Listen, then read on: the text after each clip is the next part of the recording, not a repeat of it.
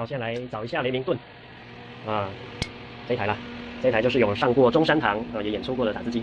好，我把它拿出来，等一下来看一下。好，现在把摄影机架好，我们就来看看这一台工作状况怎么样。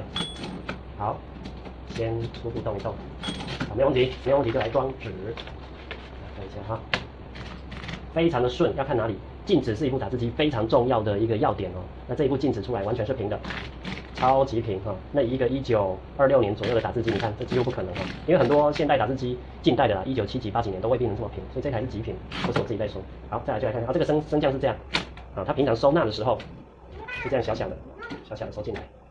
好，那打开的时候就是把这个拿上来，使劲进来，我们打看看哈，每一个按键都按哦。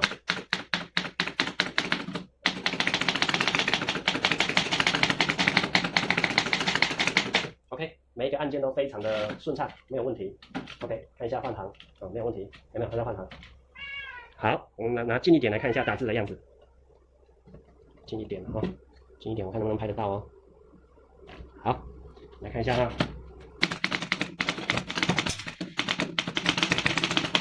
对，刚刚那个是猫咪把东西给踢下去了。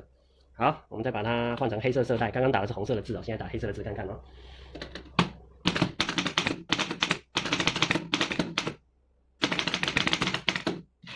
OK， 都没有问题。好，那这部机器大概介绍一下，它这个就是它的那个升降，在这边。